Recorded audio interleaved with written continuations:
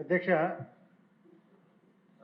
7 రాగాలు 7 రాగాలని తెలుగు సామెత ఉంది. అధ్యక్ష, నారా లోకేష్ గారు సరిగమ పదనిస మాదిరి అన్ని విషయాలు సంపూర్ణంగా సవివరంగా చెప్పడం జరిగింది. వీళ్ళు వైఎస్ఆర్ పార్టీ వాళ్ళు 7 రాగాలు 7 రాగాలు పట్టించుకుంటే ఇంకా మన కాలం అంతా దానికే. ప్రేమనగర్ సినిమాల మాదిరి డోంట్ కేర్ అనే పద్ధతిలో పోతే తప్ప, లేకుంటే ప్రతి దానికి డిసాస్టర్, డిస్ట్రక్షన్, డిసార్డర్. అతను సభకు రావాలని లోకేష్ గారు చెప్తున్నారు.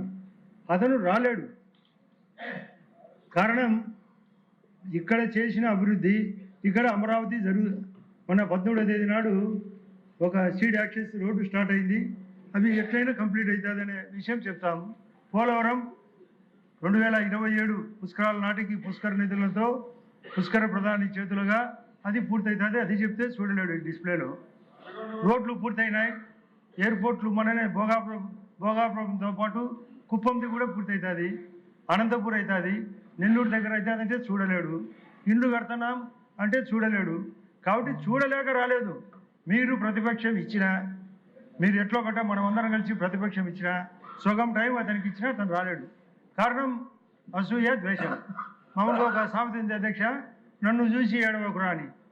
ఈ ఎప్పుడు ఏడ్చేవాడు బయట కాదు ఏడ్చాల్సింది, అసెంబ్లీలో వచ్చి ఏడ్చు, లేదా అసెంబ్లీ పాయింట్ దగ్గర వచ్చి ఏడ్చు. అది చెప్పకుండా ఈ సుత్తరాగం ఎందుకు? ఇప్పటికే బ్రహ్మాండంగా మా కడప జిల్లాలో మధ్యాహ్న భోజనం స్మార్ట్ కిచెన్ ద్వారా టీచర్లు కూడా తింటున్నారు బాగుందని. మధ్యాహ్న భోజనంతో పాటు హాస్టళ్లతో సన్నబియ్యం. విద్యా వ్యవస్థ బ్రహ్మాండంగా ఉంది. ఎక్కడ లేని విధంగా 11% ఏ రాష్ట్రంలో లేని విధంగా బడ్జెట్ ఈ యొక్క 36,000 కోట్లు, 3,30,000 కోట్లతో బడ్జెట్తో కూడి ఇప్పుడే చెప్తున్నాడు లోకేష్ గారు, నిత్య కళ్యాణం పంచతోరణం అని ప్రతి సంవత్సరం డిఎస్సి. దీన్ని ఒప్పుకోవాలా? తను, మీకు తెలుసు అతని గురించి, నాకు తెలుసు, ఈ శ్రీధర్ రెడ్డి గారికి తెలుసు. మనమందరం అక్కడ అతని దగ్గర ఉండి బయటకు వచ్చినాం. అతని చరిత్ర అంతా తెలుసు.